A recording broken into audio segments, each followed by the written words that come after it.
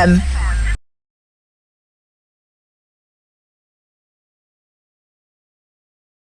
So on the other side of my screen is Tom Harvey. He's playing wheelchair basketball for GB. So thank you very much for coming along. Thanks for having me. So also sort of like going back into youth, into your early days, with your disability of course as well. Did you do any sports growing up? I did a lot of football when I was younger, like with my mates, just out in the street and everything. And then I started playing football when I was about 8 for like a disabled team like nearby. Like we just moved house and then there was like a team nearby. So I started doing that.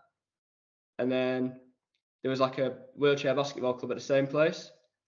And then the wheelchair basketball club, well, the coach came and asked me if I wanted to try it. So then I thought I'd give it a go. And that's how I started playing really. I didn't really like it at first either because I didn't like being in the wheelchair. Whereas I wanted to play football, but I wasn't that good at football. So my dad made me go to basketball every week. So I got more and more into it as he went along. And so is it cerebral palsy you've got? No, I've got something called Hopkins syndrome. It's like quite a rare thing. There's not much about it. It's like kind of like polio. Okay. So it's like I'm just like paralysed from the waist down in my left leg at the left side, but then like my right side's fine. Well, that kind of makes sense because I was going through your Instagram and all that. You're just standing there. I was like, bloody hell, this is. Yeah. Yeah. That makes sense. I've got like a splint, so I can like stand when I've got my splint on and everything. Yeah. Very interesting. So what was it about basketball that intrigued you to sort of make a career out of it? I'm not too sure to be fair. Like I said, I didn't really like it at the start, but then like when I played my first game, so that's like when I started to like it, like the competitive side, like going to like a big meet and playing against like loads of different teams and everything. And then I was like, everyone else is disabled as well. It's like quite an easy environment to get into, like nice and relaxed. And I just like the competitive side really, because just like winning, I guess. And with that, so when did you get spotted to sort of like go on to the GB pathway and all that? I started going to like some GB junior training sessions when I was like 14, 15. And then like when I was 15, we got invited to like sessions every week because it was like nearby. So like there'd be some GB seniors and there'd be like the juniors, like that live nearby get invited. So I go and play with everyone like once a week, just to like get the experience and everything. And with that, obviously you were still at school by that point. So what was the situation like with doing the school work and then doing sport? How did you manage to, make them work together rather than just doing, I've got to focus on studies or stop sport, or, how did it all come? Well, I think I just spoke to the school and then like told them that it was like a lot of junior camps and a lot of training sessions every week, and they were fine with it as long as I caught up with the work. So I got like one day off of school every week, and then once every month I'd get another 2 days off. Like sometimes I'd be at school for like two days a week out of 5. And then I'd like miss school every Wednesday just to go play basketball. So I really enjoyed it.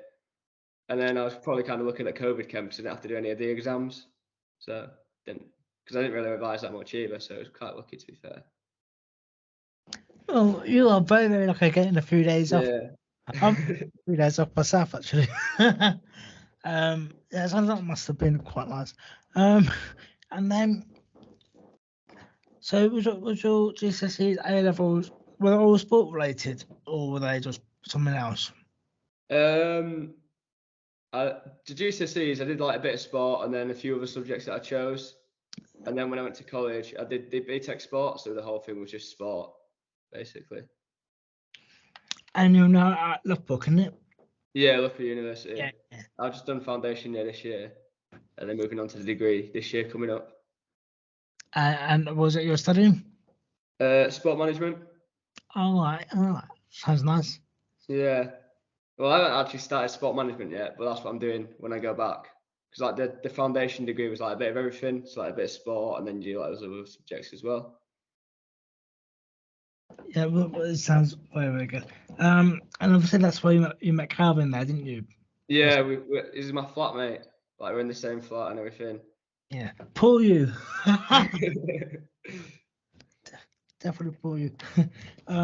Just for the listeners' benefit, this is Kevin Farr, who I've interviewed way, way back as well. So just to be aware, when we name people, they know who they are.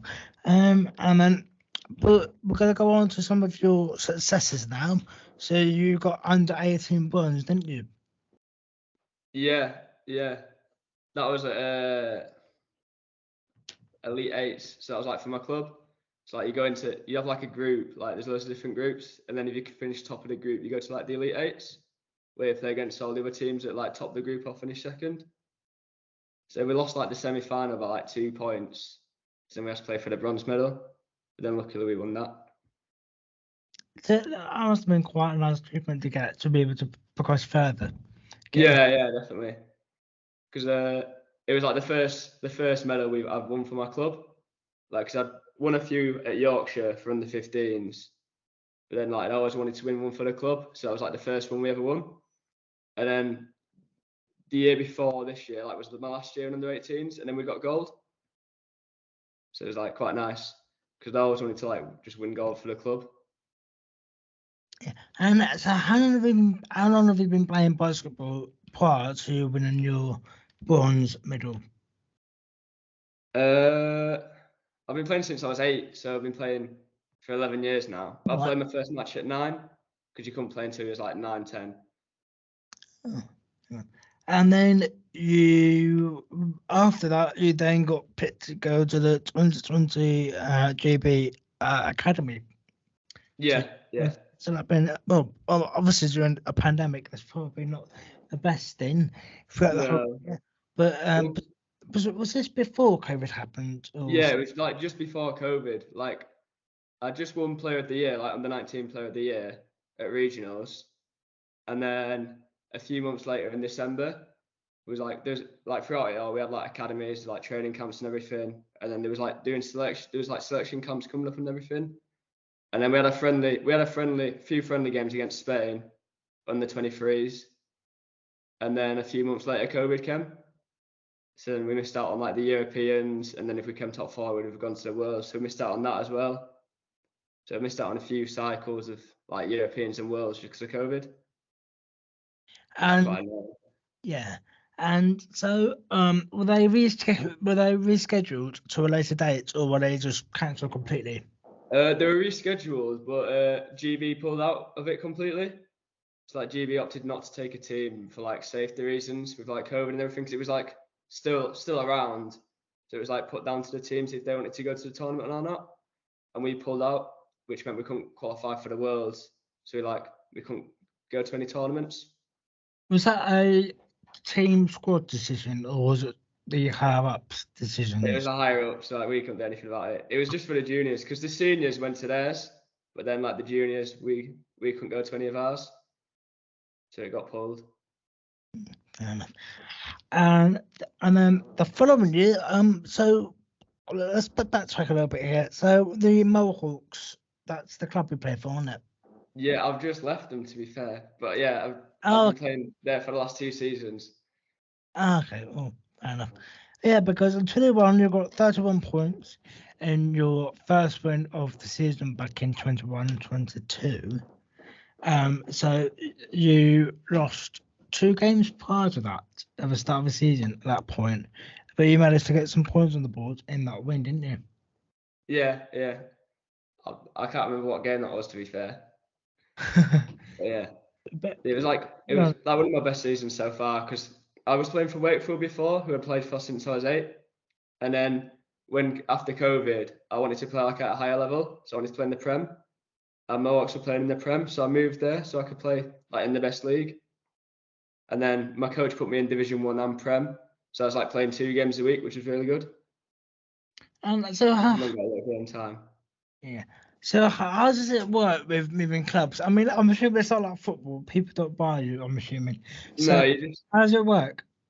you kind of just like speak to your coach, say you're thinking about leaving, and then I don't know, go try a training session at a different club. Okay. And then if you want to move, you kind of tell each coach that you want to move and everything, and have a chat through it, see what they think, see if it's the best thing for you to do, and then if it is, just move.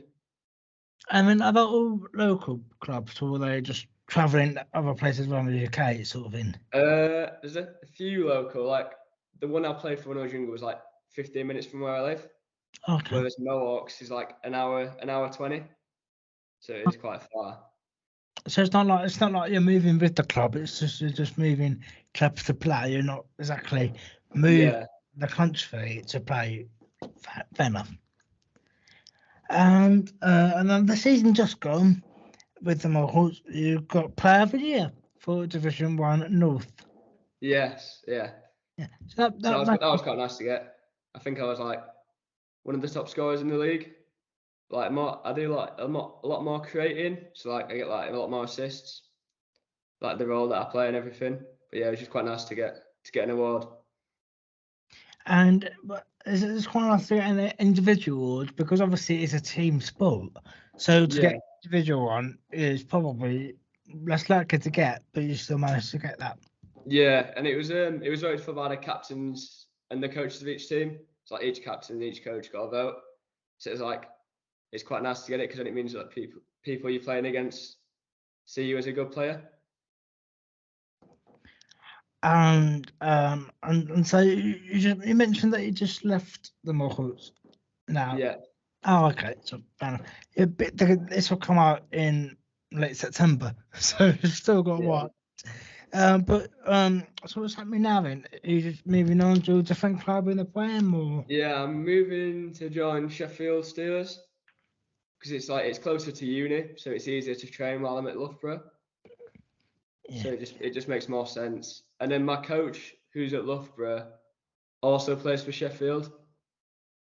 So he's got a better understanding of how I play and everything. And then like when we play at the weekend, say something I need to work on, I can go work on it with me at uni.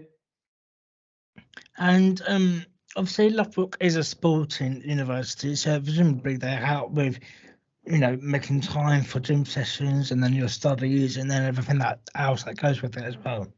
Yeah. Yeah, definitely. Um, and so the future, I mean, obviously the future will probably be Paralympics, wouldn't it, for you? Probably not Paris, but maybe LA. Yeah, I'm hoping LA, not Paris, definitely not Yeah. Paris, but I'm Sure. hoping that I can push towards LA and then maybe get into the Commonwealth Games team in 2026. Yeah, So yeah, yeah. and there seems to be a bit of a scramble trying to find a host for 26. Yeah, it was meant to be in Australia, wasn't it? But it's kind of gone to pot. Yeah, no, they pulled out, unfortunately. Yeah. So, yeah, that's a bit of a silly decision, but there you go. Cost of living. So Yeah. there you go. And then, so obviously you're, the pathway you're at now at the moment. How many more steps up have you got to go before you get to the elite GB team for Paralympics?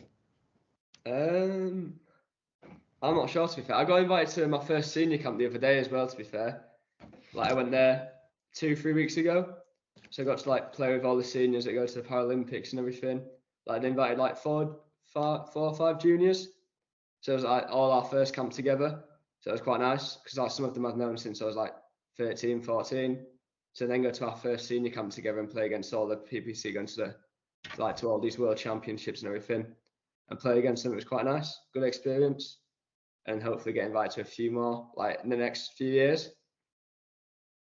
I was speaking to my coach from Loughborough, and then he says like after Paris they might start to invite a few more juniors to camps more often. So hopefully I can try getting there and hopefully just improve to get selected for some tournaments and like in a couple of years' time. And also with that, is any of your teammates in the setup? Are there some of them from your previous clubs, or is it just a mix of different people from all around the country? Or how's it work? Most of the seniors go and play in Spain, Italy, and Germany. So like over here, you've got like a few of the seniors that have got families and stuff, so they've moved back over, and then a few of the younger ones that haven't yet moved abroad. But most of the main ones, like as soon as they get to like 22, 23, they'll go abroad just because the league's like more competitive, and then they get paid more as well. So it just makes sense from like an athlete point of view to go over there. And obviously, you've got your club at the moment, but would your dream to play abroad as well? Or Yeah, I want to do that as soon as I finish university. Like, I never really wanted to go to university, but I've kind of gone so I can train every day and everything. And like the basketball setup's quite good at Loughborough as well. So that's like the main reason I've gone. But I'm hoping as soon as I finish, I can go straight abroad and play basketball. And presumably it's the same situation. So you go over, you say to all the coaches, I want to move abroad. You know, is it that kind of setup again? It's kind of different there because you get like offered contracts. So like teams will watch you play over here, and then like when you'll get offered a few contracts, like if you're good enough, and then like you kind of choose what's best for you, and like who's paying well and who's going to develop you as a player, so you like get to the next step. And so where in the world would you want to go to? I'd say Spain. Oh, of course. I always wanted to go to Italy for like maybe a year or two, but I've always wanted to like go Spain and then stay Spain the longest, just because it's nice weather and the best league. Yeah, that sounds really, really exciting for you. Yeah. So, yeah, and then yeah, that's pretty much everything really. We managed to cover your whole career in 20 minutes. Never thought that's happened before. But it's gone quite quick. yeah, it was going quite quick. But yeah, I mean, is there anything else that you wanted to add? You know, anything that you? Not that I can think of the top of my head, no. Yeah, no. But no, it's quite interesting to look at a different sport because obviously I don't do ultra basketball at all. So it's quite interesting to listen to other people with other power sports to find out how it all works and that. So it's quite interesting. Yeah, definitely. Yeah. And as a thank you very much for coming on. Thanks for having me.